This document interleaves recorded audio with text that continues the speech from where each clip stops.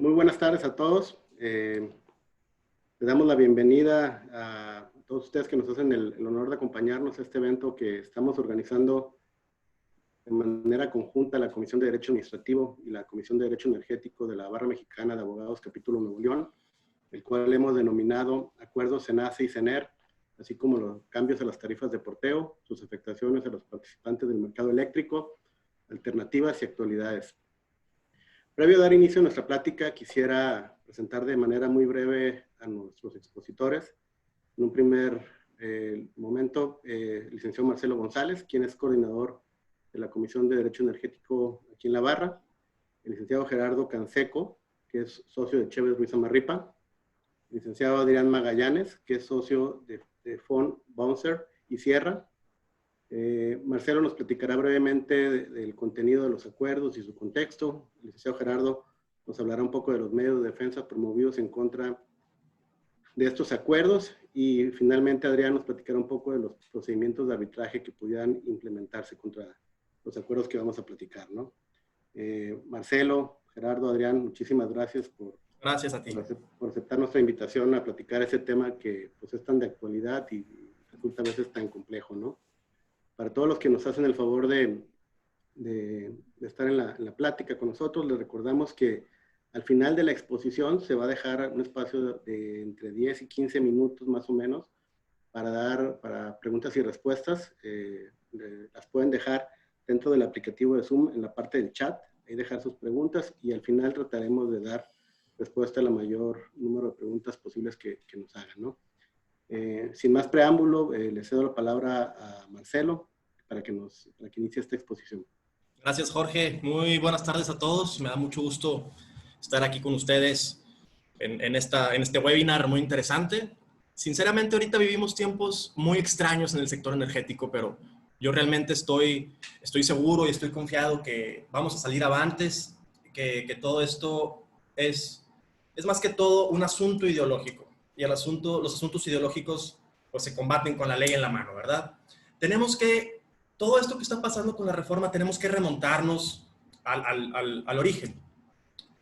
El primer antecedente de la generación eléctrica en México se dio en 1879 en León, Guanajuato, que fue una producción eléctrica para una textilera, si así se dice, que se llamó La Americana. Posteriormente, ya en 1903, 1905, la hidroeléctrica de Necaxa, en Puebla, empezó a generar energía eléctrica y fue la que abasteció a toda la Ciudad de México.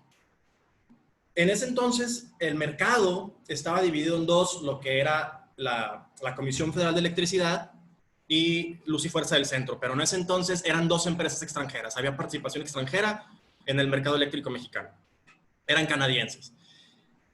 Ya con el vaivén revolucionario que empezó, que solía a enarbolar discursos, banderas, y veía a México como en una especie de colonialismo, de revolución, de libertad, etcétera, etcétera. Se empezó a enarbolar la bandera de la soberanía energética, que ya con el cardenismo vino a fortalecerse. Bueno, durante el presidente Lázaro Cárdenas fue quien nacionalizó la industria petrolera, y ya en 1960 el presidente López Mateos ya nacionalizó la industria eléctrica como la conocemos, y ya formó el gran monopolio, la gran masa burocrática que concentra todo el poder, que en ese entonces era CFE. ¿Cuáles eran uno de los problemas de la CFE hasta hace relativamente poco y que desgraciadamente pueden venir otra vez? CFE era una masa burocrática que no tenía sentido estratégico, que se decidía mucho por la voluntad presidencial, por la voluntad política. Había una necesidad de burocratizar todo el sector público y no se diga la CFE para formar capital electoral, ¿no? Entonces, muchas decisiones de política pública en materia de energía eran basadas con estrategias no de mercado, ¿no?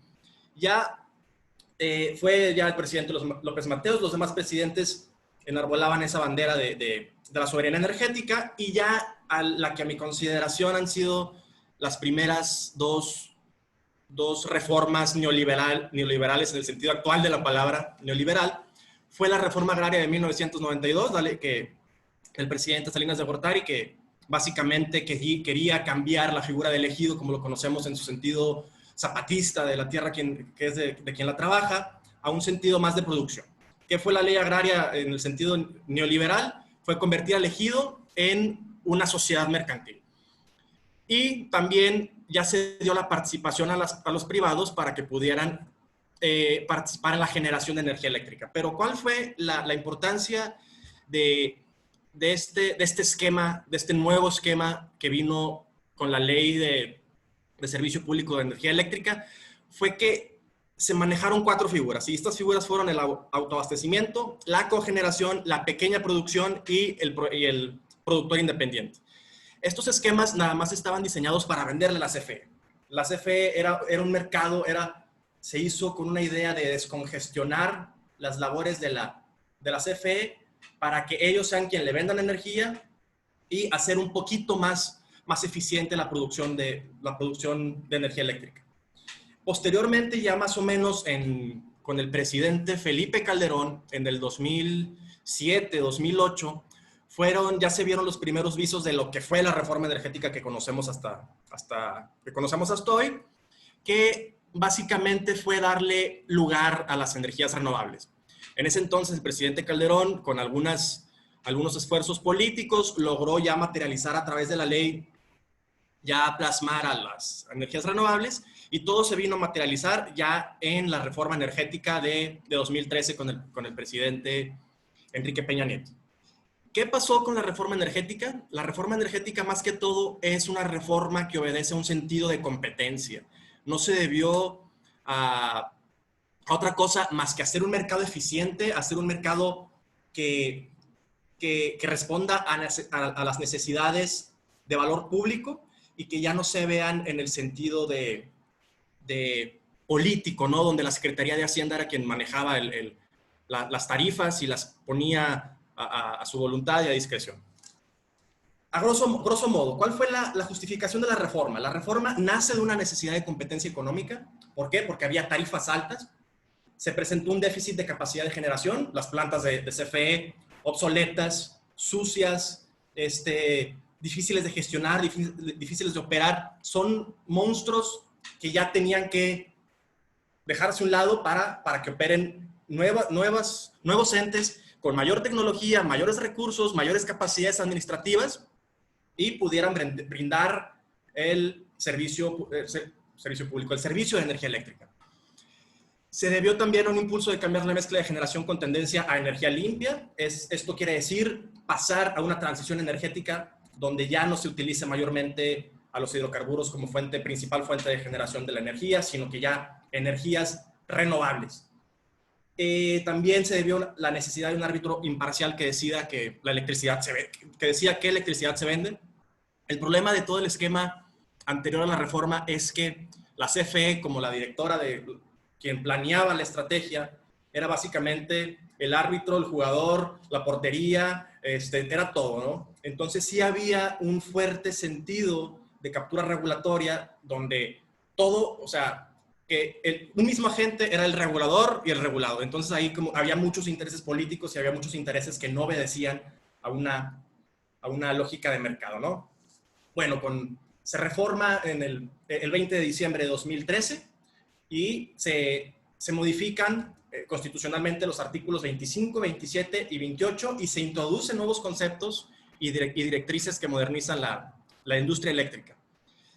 El Estado se queda abre las puertas al capital privado, al libre mercado, a la generación y a la comercialización, y el Estado se queda con la transmisión y la distribución que se lleva a cabo a través del SENACE, que el SENACE no es más que un organismo que sale de la CFE, no se creó un nuevo organismo, sale de la CFE, entonces sí hay como administrativamente, que luego más adelante toco ese tema, sí podría llegar a existir algún conflicto de intereses por la conformación del diseño institucional tanto de la CFE como nuevo regulador, como nuevo jugador del mercado y del SENACE, ¿no?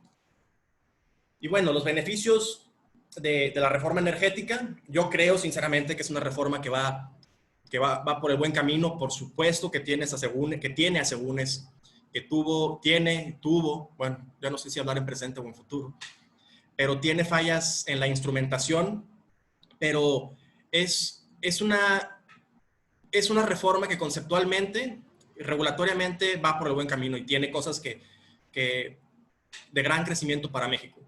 Hablando con compañeros, con amigos, con gente en general, pues debido a la politización de la reforma, me dicen, no, es que la reforma energética no importó, no sirvió para nada, porque las gasolinas nunca bajaron, porque nunca vimos reflejado un menor costo en mi recibo de luz. A ver, espérenme, o sea, primero que todo necesitamos, para que una reforma de ese calibre empiece a tener resultados, lo que se dice que el mercado madure, se necesitan entre 8 y 12 años. O sea, no son resultados inmediatos, son muchos factores los que determinan el éxito de la reforma.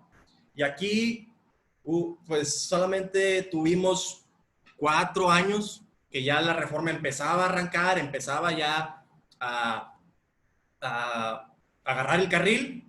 Y bueno, hubo esta transición ya no de gobierno, sino una transición totalmente ideológica, que les repito, retoma el nuevo esquema, el estilo personal de gobernar antiguo, de gobernar a través del discurso, a través de simbolismos, a través de la corrupción y de los neoliberales, y vamos a cambiar, que ya no esté mi Palacio, ¿cómo se llama en México?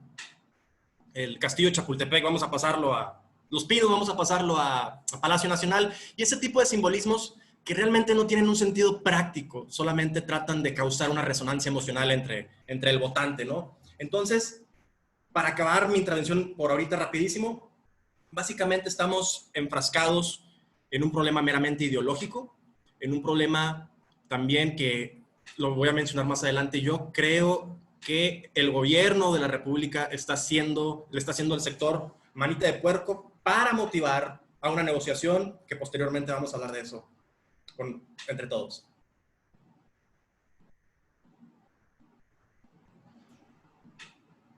Muchas gracias, Marcelo. Digo, una pregunta para ti, para Gerardo y Adrián. Con todo lo que comentas, y un poco ya dejaste ver tu postura, no sé si quieres ampliar, o bien que Gerardo y Adrián nos den sus comentarios. ¿Hacia dónde creen que va el sector energético con todos estos cambios, ¿no? Este incremento de tarifas de porteo, estos acuerdos de SENACE y CENER, ¿dónde creen que vaya? ¿Dónde creen que vaya a parar? Y desde luego, ¿qué efectos creen que pueda tener en la competencia, no? No sé quién quiera tomar la palabra. Bueno, si me lo permiten rapidísimo, yo creo que el primer efecto de la competencia es que afecta a la concurrencia de los jugadores del mercado, ¿no? Yo con los decretos, con esta política a decretazos, con acuerdos, con arbitrariamente subiendo las tarifas, yo creo que es quieren negociar beneficio y quieren negociar a costa también de beneficiar a un actor en específico, que es la CFE. Y ok, está perfectamente que quieran fortalecer a la CFE, pero hay que recordar que la CFE en este momento, como está planteado el diseño institucional, el diseño constitucional, no es más que un jugador más del mercado. No es más que un jugador que está participando en igualdad de condiciones. Bueno, en igualdad regulatoria, porque vemos que la CFE, si no se pone a competir con otras empresas, no tiene el piso parejo porque tiene plantas obsoletas, no tiene tecnología, tiene capacidades muy menguadas, ¿no? Pero yo creo que va en el sentido de tratar de fortalecer a la CFE.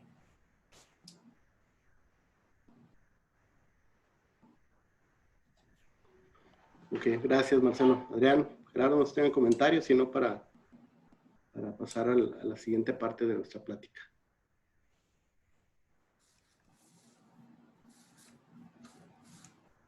Bueno, pues agradeciendo tu presentación, Marcelo, tus comentarios.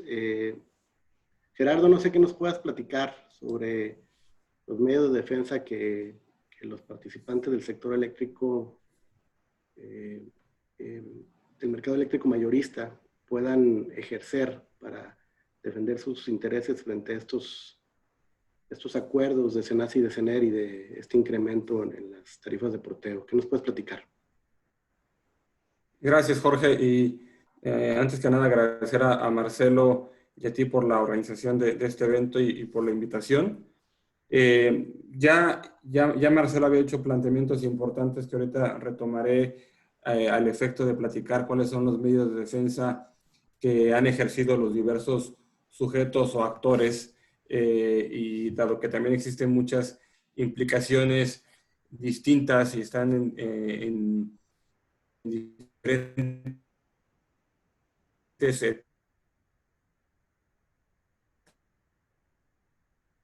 etapas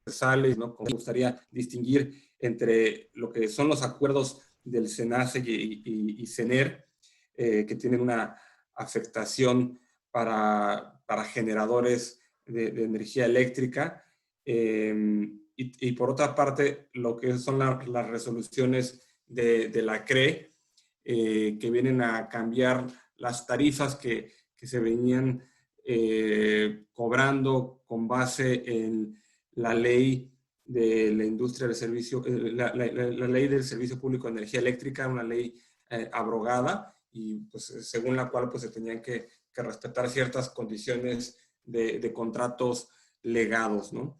Entonces, habiendo hecha esa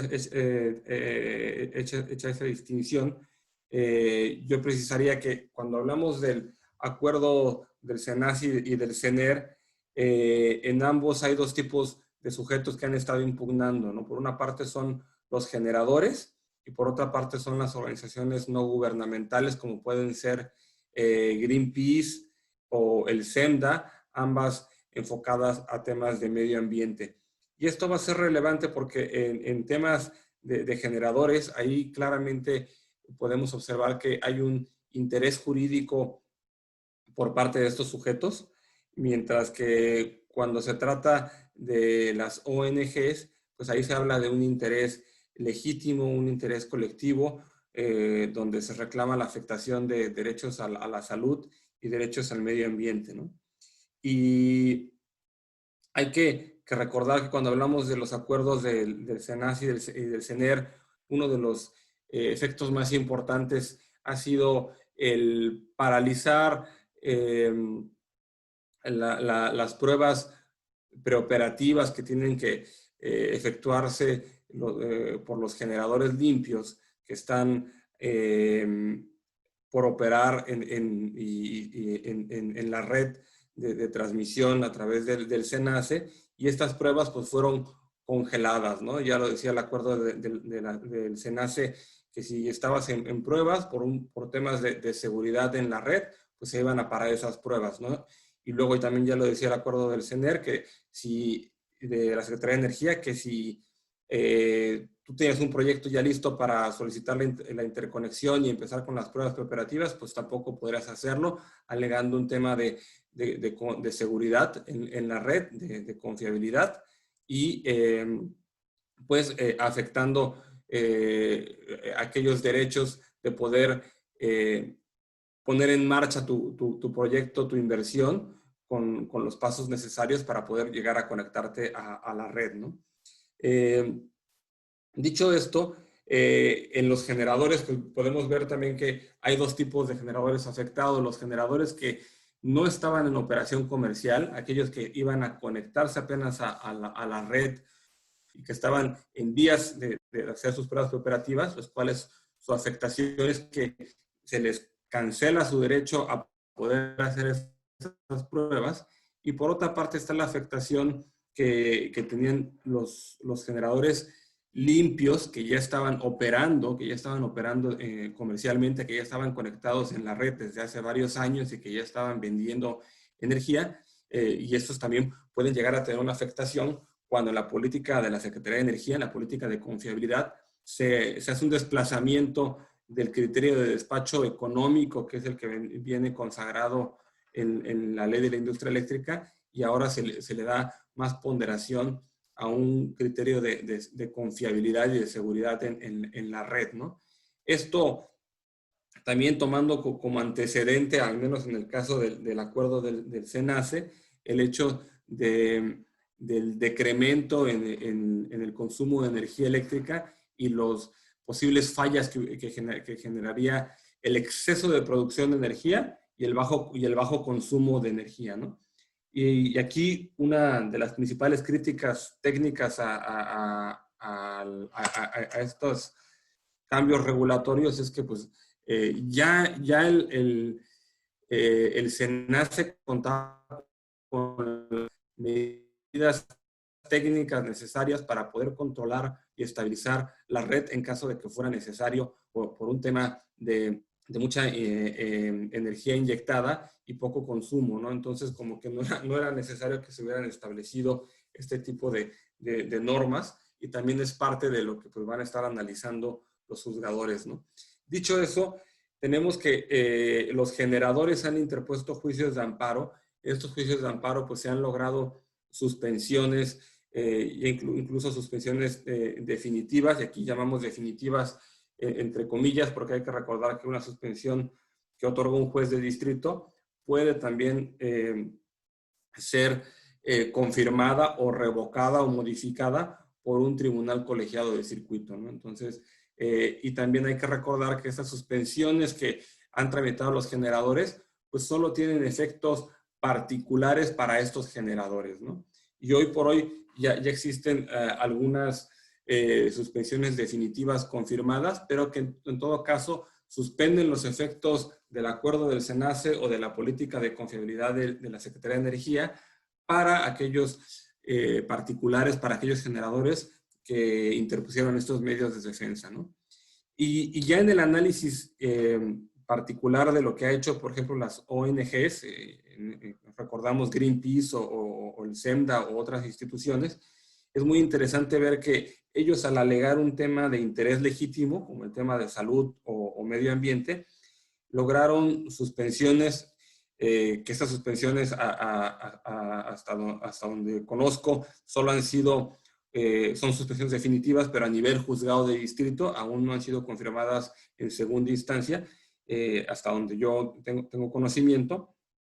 Estas suspensiones se dan con efectos generales. ¿Por qué? Por la propia naturaleza de los derechos colectivos alegados, ¿no? Aquí yo creo que un tema que va a trascender a la controversia energética es el tema procesal y la visualización de cómo se debe proteger ciertos derechos fundamentales que son colectivos, como el tema de salud y medio ambiente, y cómo se debe ponderar o contraponer con otro tipo de derechos, ¿no? Aquí lo interesante es que los juzgados de distrito lanzaron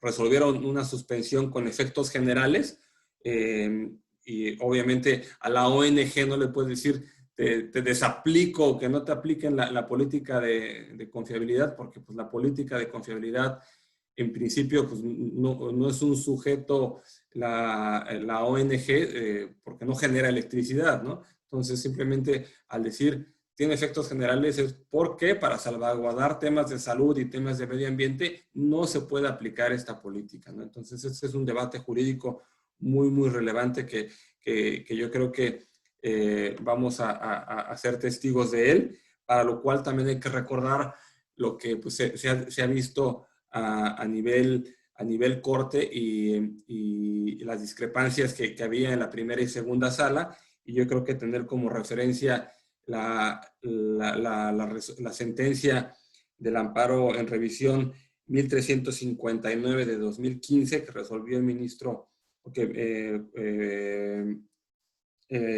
Arturo Saldívar, donde se pronunció a favor de darle efectos generales a una sentencia de amparo cuando se trata de un interés legítimo. En ese juicio fue un tema de libertad de expresión, ¿no? Dicho eso, ahora me gustaría pasar a analizar el estatus y la impugnación de cómo están las resoluciones de la CRE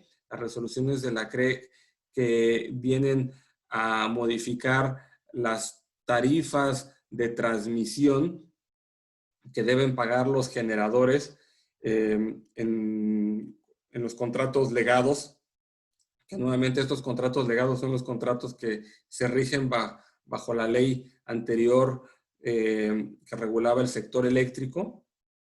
Y aquí, pues, esa tarifa que también se le llama tarifa de porteo, tarifa de estampilla, pues se modificó de tal forma a elevarse hasta en 8 veces la cantidad que venían pagando estos generadores, ¿no? Sin embargo, sin duda esto trajo una afectación económica muy grande y esto detonó también juicios de amparo en los cuales se han logrado también suspensiones de alguna manera. Sin embargo, aquí hay un elemento muy importante que hay que tomar en cuenta, que como aquí hay una contraprestación económica que una empresa subsidiaria de CFE, que es CFE Legados, va a dejar de percibir, pues para que la suspensión sea efectiva, pues está el tema de la garantía, ¿no? Es el tema de la garantía y pues aquí va a ser pues muy interesante ver cómo se pueda lograr una protección eficiente mediante una medida cautelar como es la suspensión, pero pues con una garantía pues que sea asequible, que sea fácil, si no por lo menos fácil, por lo menos equilibrada, ¿no? Porque si no, pudiera llegar a ser nugatoria el establecer una suspensión cuando se fija una garantía equivalente a la diferencia entre la tarifa que se venía pagando y la nueva tarifa establecida por la CRE, ¿no? Pues es casi como si se estuviera pagando, ¿no? Entonces es algo muy interesante también ver ese debate jurídico de cómo se puede fijar una garantía que sea justa para las partes, ¿no? Creo que esos son de los puntos más relevantes a comentar del estatus de las controversias. Y yo creo que también solo recalcar que, como lo mencionaba Marcelo, esto es un tema que, si bien técnicamente es de energía eléctrica, el trasfondo es totalmente de competencia económica, ¿no? Recordar que veníamos de un monopolio estatal, esa era la política que seguía el país. Cuando se crea la reforma energética en el 2013, el tema es romper con este monopolio estatal y migrar a un nuevo sistema de energía eléctrica donde se busca el libre mercado y la libre concurrencia, y pues era necesario que hubiera estas instituciones donde el poder se dividiera de tal forma que no se concentrara y se pudiera lograr esa estabilización donde los nuevos sujetos o agentes económicos pudieran entrar al mercado, ¿no? Entonces, en este caso, creo que es muy, muy relevante tomar en cuenta que el trasfondo de este tema es económico, ¿no? Y antes de terminar, creo que también una parte muy importante de las controversias es lo que ha sucedido en las últimas semanas respecto a las controversias constitucionales, donde hoy por hoy ya podemos contar con 4, la de la COFESE, la del gobierno de Tamaulipas, del gobierno de Colima y de Jalisco. Creo que la de COFESE es la primera y la que más llama la atención, porque como mencionábamos, este es un tema estrictamente económico y yo soy de la opinión que la Comisión Federal de Competencia es la que tendría que tener la última palabra en cómo debe regularse el mercado eléctrico, y muchas de las partes en la política de confiabilidad de la Secretaría de Energía, la Secretaría de Energía se está rogando esas facultades que pues no le corresponden, y conforme al espíritu de la Constitución y de la reforma energética, pues no es prudente que se concentren en una Secretaría de Energía cuando ya existe un órgano especializado para tal efecto, ¿no? Entonces, en esas controversias constitucionales también se solicitó una medida cautelar, la suspensión. Esa suspensión, obviamente, por la propia naturaleza de la controversia, también es con efectos generales, y aquí el ministro instructor las ha otorgado estas suspensiones. Solo recordar que esta suspensión admite un recurso de reclamación conforme a la ley de la materia y seguramente, y esto lo resuelve el Pleno de la Corte, ¿no? Entonces, seguramente en las siguientes semanas, pues también existirá un pronunciamiento ya no de un solo ministro, sino del Pleno de la Suprema Corte, lo cual pues es en extremo interesante, ¿no? Jorge, con eso concluyo mi intervención, sentando las bases de dónde estamos en los medios de defensa. Muchas gracias, Gerardo. Un par de aspectos que quisiera me ayudaran a comentar. Siéntate, por favor, Gerardo, ampliar algún comentario o Marcelo dirán si quisieran hacer alguna participación.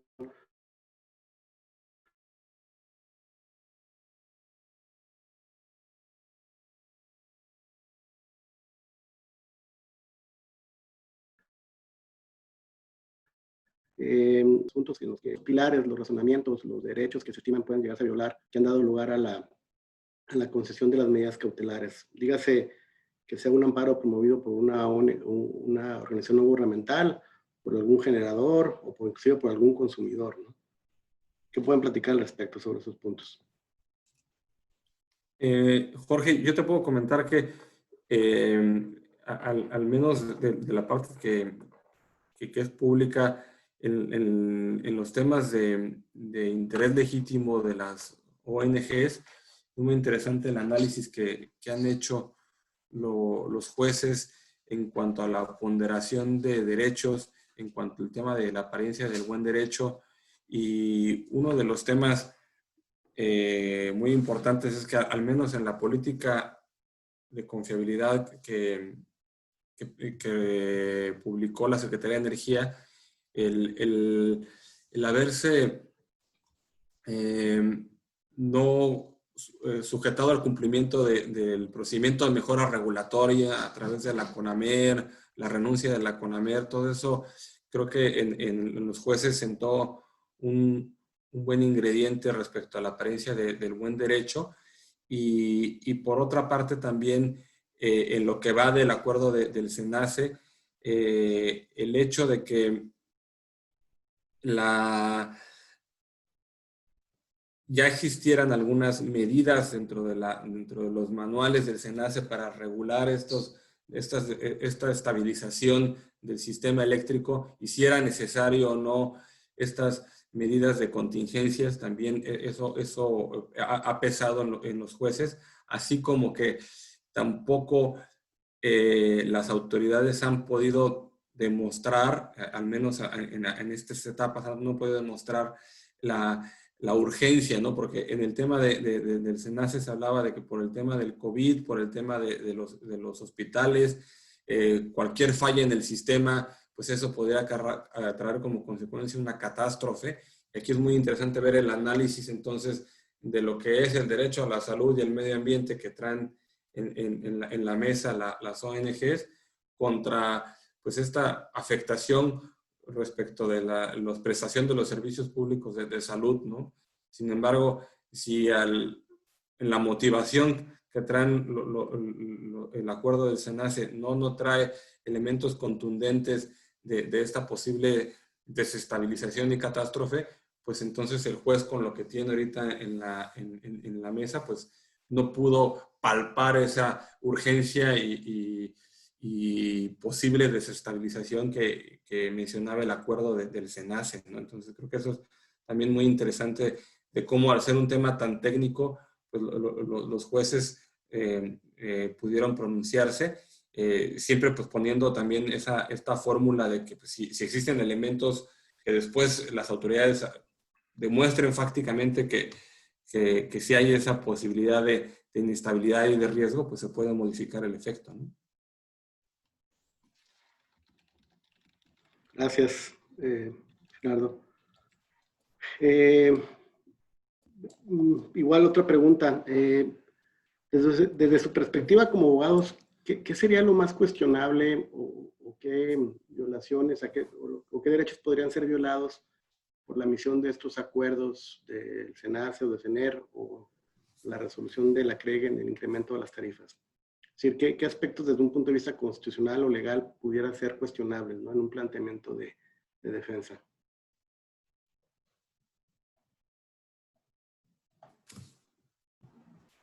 Creo que un tema muy importante es el tema de la seguridad jurídica y este principio de confianza legítima que se extrae de tribunales internacionales, que incluso tal vez al rato Adrián nos puede comentar más de este principio de confianza legítima, y que precisamente fue el cuarto circuito en Nuevo León quien en un colegiado importó esta figura en nuestros sistemas, y después ya la Corte la reconoció, donde pues si ya tienes un marco jurídico con base en el cual los inversionistas están tomando decisiones de negocios para establecer sus plantas y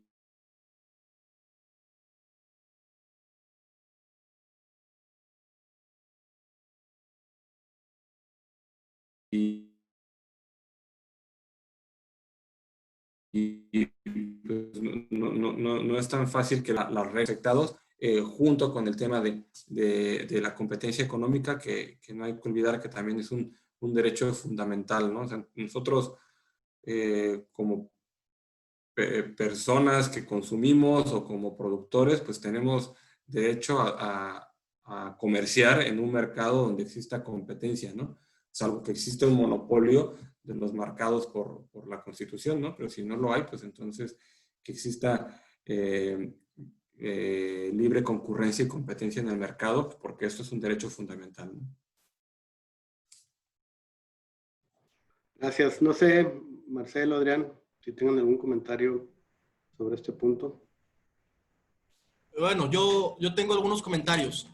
Lo que a mí se me hace extraño, muy extraño de todos estos acuerdos, de los dos acuerdos, tanto el del 29 de abril del SENACE como el de la CENER, es que el primero se escuda en la pandemia para desconectar a todos los privados. Y curiosamente son esos privados con los que tiene una inquina ideológica porque quiere sacarlos del mercado, ¿no?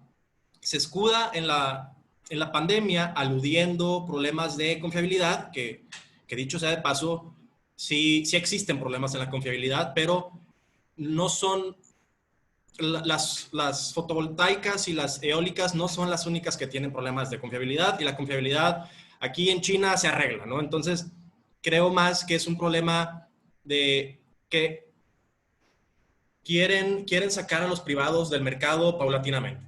Pero a mí lo que me llama mucho la atención de estos acuerdos es que tienen muchas fallas constitucionales. O sea, el gobierno no puede decidir correr su política energética a través de puros decretazos y acuerdos, ¿no?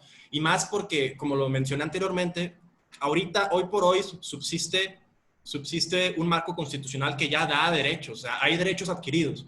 Entonces, principalmente con el acuerdo del 29 de abril, de abril de la CENACE, que es el que primero se escuda en la pandemia para desconectar a los privados, entre las violaciones que se desprenden falta el principio de legalidad, no hay debida fundamentación y motivación, hay una falta grave de temporalidad, es decir, el acuerdo no señala, solamente dice que es lo que dura el COVID, pero a cómo van las cosas, no se vislumbra un fin próximo a la pandemia, ¿no? Y esto es muy grave. Muchas empresas, muchos privados se ampararon así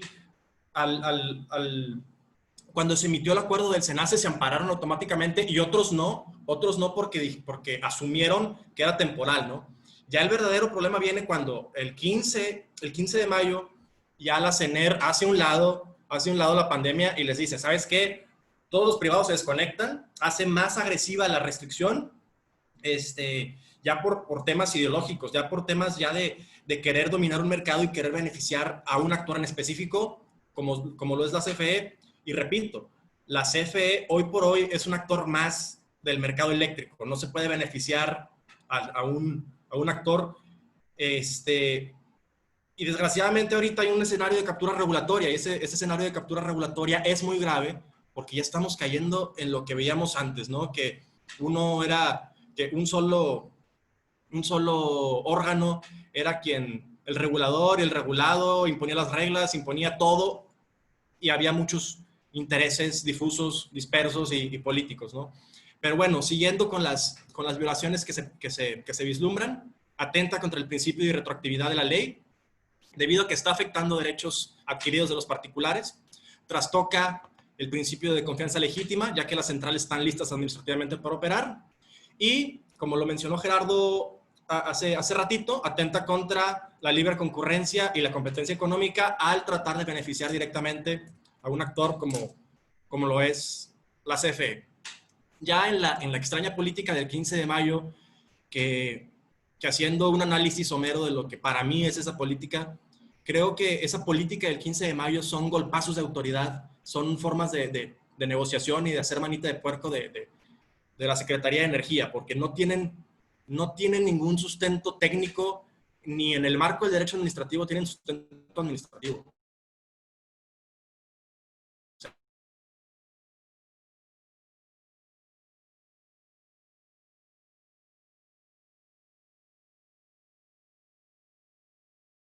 O sea, les repito, no por decretazos, a través del amparo indirecto, ¿no? Y son amparos que tienen muchísima posibilidad de salir airosos. Entonces yo creo que en ese sentido, mientras la reforma energética subsista, mientras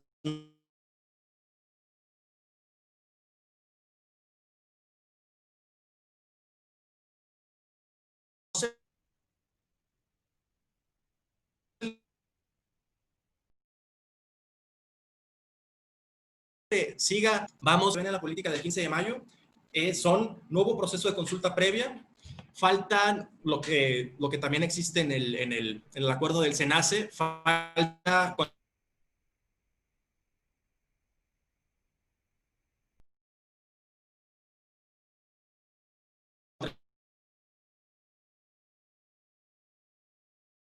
principio de legalidad de conectar. ¿Por qué? Porque me causan problemas en la confiabilidad del sistema. Pero, a ver, ok, pero demuéstramelo técnicamente, ¿no? Y otra violación a la ley es que atenta contra el principio de irretroactividad, que como lo mencioné hace un instante, ya hay derechos adquiridos en virtud del marco constitucional de 2013.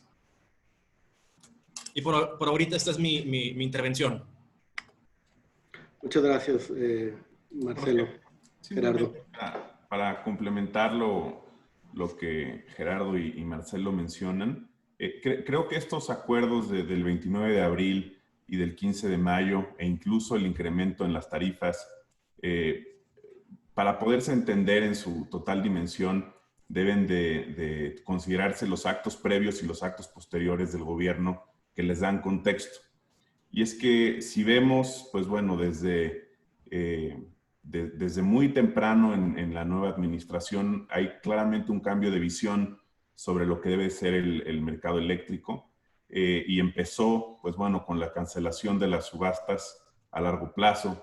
Con posterioridad a ello viene la cancelación del proyecto para la interconexión con Baja California. Pues después de eso viene la cancelación del proyecto que involucraba a Ixtepec y Yautepec.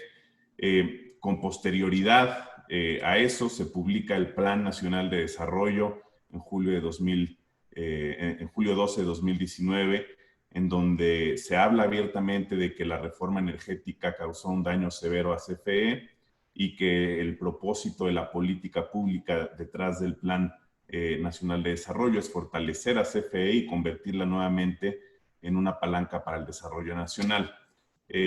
Igualmente en este contexto viene el acuerdo de los certificados de energía limpia del 28 de octubre de 2019, los cuales también generaron mucho litigio que está todavía pendiente de resolución, y no podemos dejar de olvidar un documento del que no se habla mucho, pero creo que es muy importante, que es la petición de la reforma regulatoria de CFE, los 80 petitorios divididos en 14 temas, donde se hace un desglose muy claro de cuál es la visión del gobierno respecto a su nueva política en materia energética. Y Esto es el contexto de estos acuerdos. Y me parece que un complemento a lo que se ha dicho es el tema ambiental, porque creo que en el fondo de esto, uno de los aspectos que están, pues no en litigio, pero sí en el fondo de la discusión, es el privilegio en el uso de combustóleo para la generación de electricidad, que supone un abandono a los proyectos de energías limpias o un decremento en su uso. Y en esa medida, pues bueno, si la política pública se está orientando hacia eso, como mencionaba Marcelo, pues bueno, habría el gobierno que hacer un cambio a nivel legislativo y constitucional que permita una orientación en ese sentido, pero en la medida en la que se mantenga a niveles de decreto, pues creo que cualquier cuestionamiento por la vía de amparo, pues tiene altas posibilidades de éxito, ¿no? De acuerdo. Muchas gracias también a ti, Adrián. Y si quieres, pues ya para no cambiar de expositor, te pediría, digo, muchos de los proyectos de inversión de energía renovable aquí en México pues, tienen inversión extranjera, ¿no? Países como Estados Unidos y España tienen una participación importante. ¿Qué nos puedes platicar sobre los mecanismos internacionales de defensa de los que pueden gozar los inversionistas extranjeros, ¿no? Aquí en México. Sí, bueno, realmente en muchos de estos proyectos hay inversión extranjera y para contestar esta pregunta creo que es importante retomar una breve referencia histórica y si nos vamos a los primeros 70 u 80 años del siglo pasado, incluso dentro del seno de Naciones Unidas existió una reivindicación o fortalecimiento del concepto de soberanía de los estados sobre su territorio, sobre su autodeterminación y sobre su independencia respecto de los demás estados. Y fue un periodo donde existieron muchas expropiaciones, donde existieron afectaciones a inversionistas extranjeros, que si bien generó un posicionamiento de fortalecimiento del Estado respecto al ejercicio de su poder soberano, pues al mismo tiempo generó la necesidad nueva de atraer dinero para generar desarrollo. Y en esa medida, habiendo alejado a la inversión extranjera, todos los países del mundo empezaron a celebrar acuerdos bilaterales con otros países exportadores de capital para garantizar ciertas condiciones de protección jurídica a esas inversiones. Y es así como nace el primer APRI, o el Acuerdo para la Promoción y Protección Recíproca a la Inversión Extranjera. El primer APRI del que se tiene registro se celebró en 1959 entre Alemania y Pakistán. Desde entonces, el derecho internacional de la inversión extranjera ha tenido un crecimiento exponencial y México es uno de los países en el mundo con una mayor y más amplia red de protección a la inversión extranjera. Existen alrededor de 35 tratados bilaterales vigentes, más un número importante de tratados internacionales que contienen un capítulo de protección a la inversión, incluyendo, por supuesto, pues el TLCAN, ahora el TEMEC. En razón de que son tantos los tratados internacionales aplicables al caso y en razón de que el texto de cada uno de estos tratados es diferente, en esta materia francamente no existen respuestas generales. Cada pregunta debe de ser casuística y cada respuesta debe de obedecer a esas mismas circunstancias fácticas que se preguntan. No se pueden hacer generalizaciones o categóricos en esta materia. Sin embargo, lo que es un hecho y es incuestionable es que pues, México es un país soberano y en ejercicio de esa soberanía puede elegir qué rumbo tomar su plan de gobierno respecto al uso de energías.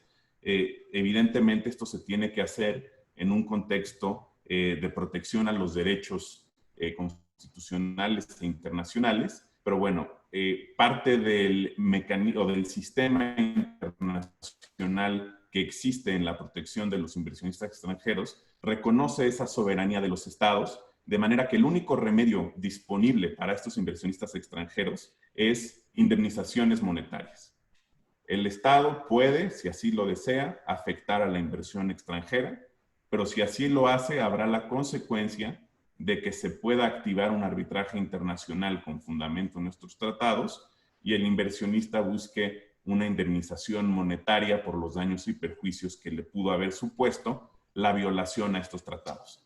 Ahora, ¿cuál es el contenido de estos tratados que México ha celebrado al por mayor? Pues bueno, creo que los podemos dividir en dos secciones, una sección de derecho sustantivo y una sección de derecho adjetivo. Por lo que respecta a la sección de derecho sustantivo, vemos que el contenido de los APRIs es generalmente similar. Los derechos que ahí se contemplan son trato nacional, trato de nación más favorecida, la libertad de transferencias, la prohibición de requisitos de desempeño, el derecho a un nivel mínimo de trato conforme al derecho internacional y dentro de este principio, el principio de protección y seguridad plenas y dos derechos sustantivos adicionales que me parece pudieran ser relevantes en el contexto de cualquier discusión como la que nos ocupa ahora en este país, que son el derecho de trato justo y equitativo y el derecho a una indemnización en caso de que exista una expropiación directa o indirecta o una medida equivalente a una expropiación. El principio de trato justo y equitativo es un concepto jurídico indeterminado que es dinámico y que los distintos tribunales arbitrales que se han constituido con motivo de este tipo de disputas han ido interpretando y dotando de contenido. Es muy importante tomar en consideración que no existe jurisprudencia o no existen precedentes vinculantes en la materia de arbitraje de inversión. Entonces, lo que resuelve cada tribunal en cada caso particular no puede argumentarse como vinculante en un caso posterior, lo cual hace que cada caso sea distinto y que no se pueda predecir resultado de un caso aún en condiciones parecidas. Incluso en la experiencia de la multiplicidad de casos que hubo en Argentina, hubo casos que eran sumamente similares y que llegaron a resultados totalmente contradictorios por las consideraciones del tribunal y precisamente por el carácter indeterminado de los conceptos jurídicos englobados en el análisis. Pero si tratamos de aterrizar un caso concreto, por ejemplo, si nos vamos al caso TECMED contra México, que es un tratado, que es un caso que involucró la aplicación del Tratado de México y España, que como saben en el sector hay mucha inversión de España. Se planteó que el Estado, en el alcance del principio de trato justo y equitativo, el Estado tiene la obligación de actuar de manera consistente, libre de ambigüedades, de forma transparente, de forma que las reglas que aplican a la inversión y las políticas detrás de ellas y las prácticas relevantes y directrices administrativas que las rigen sean conocidas por los inversionistas con antelación al momento en el que invierten. También se prohíben las conductas arbitrarias o discriminatorias, incluyendo aquellas que implican la revocación de autorizaciones preexistentes. Fundamentalmente es prohibición de conductas que sean arbitrarias, ¿no? ¿Qué implica ser arbitrario? Pues dependerá de la valoración de cada caso concreto. Y por otro lado, el derecho a una indemnización monetaria por una expropiación directa o indirecta. Claramente, pues en este caso no estamos viendo una expropiación directa, no es el supuesto. Lo que algunos especulan pudiera llegar a existir es una medida equivalente a una expropiación que no supone una interferencia o una transferencia de título de propiedad del particular al Estado, sino una interferencia tal que se pueda llegar a destruir el valor o el beneficio económico que un inversionista obtiene con los activos de los que es propietario.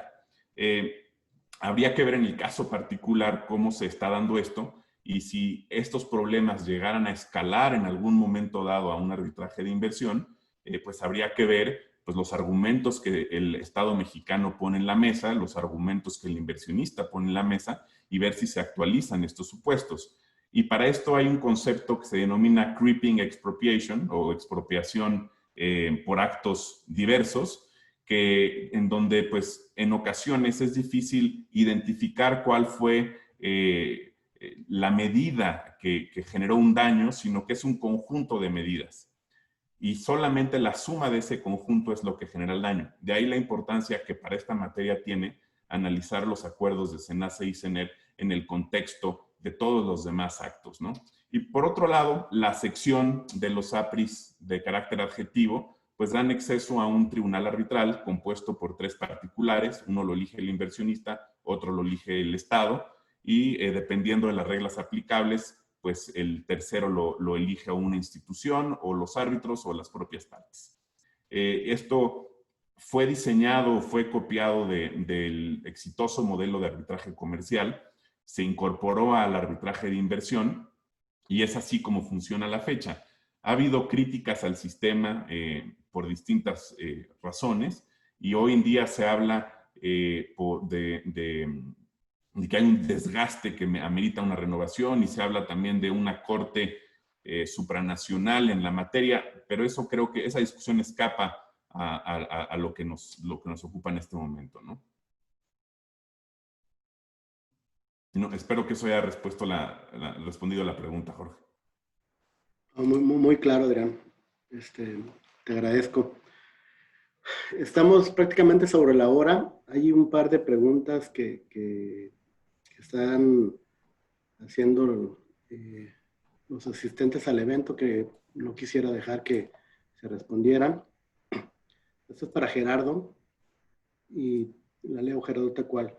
Dice, respecto a la suspensión definitiva que se le otorgó a Greenpeace respecto a la política de confiabilidad de aplicación general, en términos prácticos, esto significa que todos los participantes del mercado pueden dormir tranquilos de que CENER y o CENACE no podrán aplicar dicha política, o cuáles son los diferentes escenarios que se podrían dar hacia adelante para todos los participantes del mercado.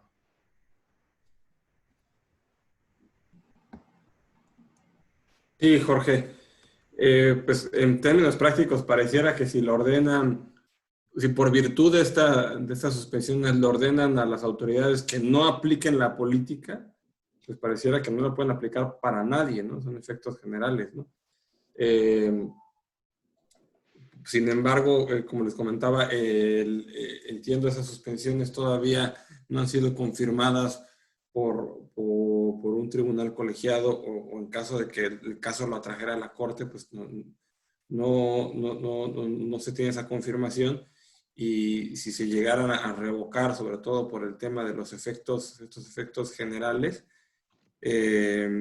pues aquellos otros participantes o aquellos otros posibles afectados que no hayan o que no tengan su suspensión con nombre y apellido, pues sí estarían expensas de que se aplicaran estos acuerdos en su contra, ¿no?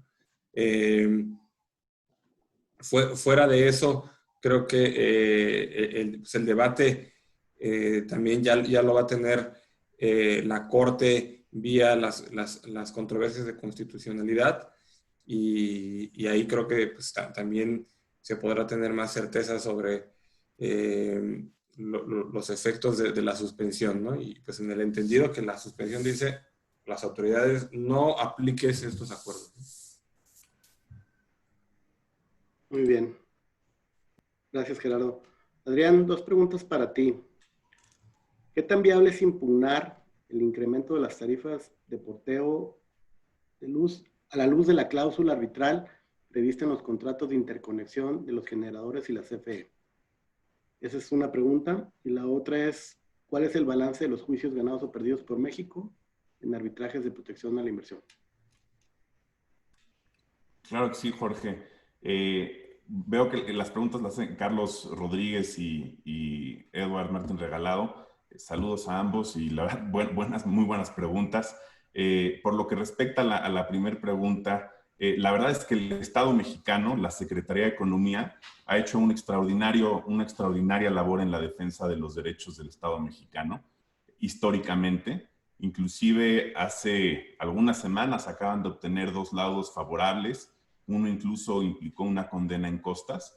Y creo que pues, el balance ha sido, no tengo los números conmigo, pero lo que sí puedo decir es que el Estado mexicano se ha defendido muy bien, ha hecho un trabajo muy profesional e históricamente la Secretaría de Economía debe de tener ese reconocimiento que caso a caso se ha merecido, por lo que uno debe de asumir que la defensa que se hará en estos casos por el Estado mexicano será o corresponderá a la que ha existido en el pasado. Y el balance, pues bueno, no sé si calificarlo de bueno o malo, pero lo que sí te puedo decir es que ha habido han ganado y han perdido, pero lo han hecho con un buen nivel de profesionalismo en la Secretaría de Economía. Por otro lado, en lo que respecta a la pregunta de Edward, es una pregunta muy interesante porque efectivamente el incremento de las tarifas se establece en estos contratos y muchos de estos contratos están sujetos a una cláusula arbitral. Y aquí estamos ya hablando, y quizás estoy entendiendo mal la pregunta, pero estamos hablando de arbitraje comercial, no de arbitraje de inversión. En lo que respecta al arbitraje de inversión, el incremento en la tarifa pudiera ser uno de los actos que se impugnen como medidas equivalentes a inversión o violatorias del principio de trato justo y equitativo. Si nos vamos al tema de arbitraje comercial, que creo que es por donde va la pregunta, me parece que antes habría que agotar o resistir ese incremento por la vía del amparo. Y si no se logra, entonces, habiéndose ya probado por el generador que hizo esfuerzos razonables para evitar la aplicación de ese incremento, habría que ver si ello supone con independencia una violación al contrato. Francamente, no lo he analizado todavía. Todos mis esfuerzos estuvieron enfocados en los argumentos del amparo, pero lo analizaré y con mucho gusto tengo tus datos. Te contacto cuando tenga una respuesta. Gracias, Adrián. Marcelo, fue parte de tu exposición. Preguntan, ¿de dónde nace? ¿Cuál es el origen del SENACE?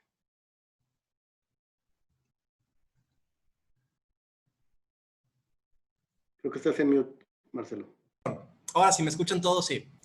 El origen del SENACE sale de la Comisión Federal de Electricidad. En virtud de la reforma, no se hizo un nuevo organismo para que opere el sistema, ¿no? El sistema, básicamente, el SENACE salió de las entrañas de la CFE. Sí hay un problema, a mi consideración pudiera existir un fuerte problema de conflictos de interés, porque dentro del Consejo de Administración del SENACE sí están agentes políticos como la Secretaría de Energía o la Secretaría de Hacienda, etcétera, etcétera. También, tanto en la CFE también están los mismos agentes, y en ese sentido sí pudieran existir varios conflictos de interés. Yo sé que, aparte, porque el corazón del SENACE siempre va a latir para el lado de la CFE, porque de ahí nació, ¿no? Entonces, sería un poco ingenuo pensar que aunque tiene profesionales muy técnicos, sin intereses de índole político, el diseño institucional del SENACE está directamente vinculado a la CFE. Entonces, sí creo que desde un origen, desde la instrumentación, sí existió ese problema de diseño institucional, y ahorita estamos topándonos con ese mismo problema que ya veníamos arrastrando desde antes, ¿no? Que ahorita este nuevo gobierno, ya con los embates, con esta estructura ideológica en contra de los privados, a favor de fortalecer a las empresas productivas del Estado, sí ve ese pequeño efecto en los reguladores y trata de meterse en ellos, ¿no? Pero recapitulando, el origen del SENACE es la CFE en virtud de la reforma. Muchas gracias. Para terminar, Gerardo, una última pregunta para ti. ¿Cómo afectan las nuevas tarifas de porteo de la CRE a la libre competencia?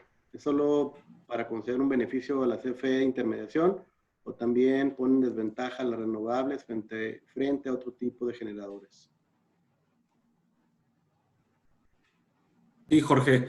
Aquí hay que recordar que el antecedente de tener una tarifa de porteo estampilla tan barata que tenían los contratos legados es en virtud de que estos proyectos de energía limpia, como parte de política del país de incentivarlos, les ofrecía estas tarifas de transmisión pues, más económicas que otro tipo de energía convencional, ¿no? Entonces era un incentivo económico y también porque se reconocía que en varios de estos proyectos, pues como no existían la infraestructura para poder llevar la energía a donde tenía que llegar, fueron los privados quienes invirtieron y quienes construyeron las líneas de transmisión, y estas líneas de transmisión pues, fueron donadas al Estado mexicano, ¿no? Y aquí creo que si bien conforme a la Constitución la transmisión y distribución de energía eléctrica es un tema del cual tiene el monopolio el Estado, creo que en estricta teoría y de cómo se debe entender la reforma energética, no es que la CFE sea la dueña, ¿no? Yo lo veo más como un administrador. El dueño de la línea de transmisión y de distribución pues, lo es el Estado mexicano. Y en todo caso, si bien el administrador o el propietario en el título es la CFE, es más, yo creo que en un carácter de un administrador. Y el hecho de que la CRE trastoque estas tarifas de porteo de estampilla que se venían pagando, creo que pues viene a afectar pues la competencia en el sentido que al establecer una tarifa que sea pues en extremo o excesiva, pues puede orillar a que los socios de estos contratos legados, los socios que adquieren la energía, pues ya no les resulte viable o económicamente viable adquirirlo a los generadores de los que operan bajo contratos legados, y que entonces pues la adquieran directamente a la CFE, ¿no? Entonces pudiera ser que al incrementar tanto la tarifa, pues ya no es negocio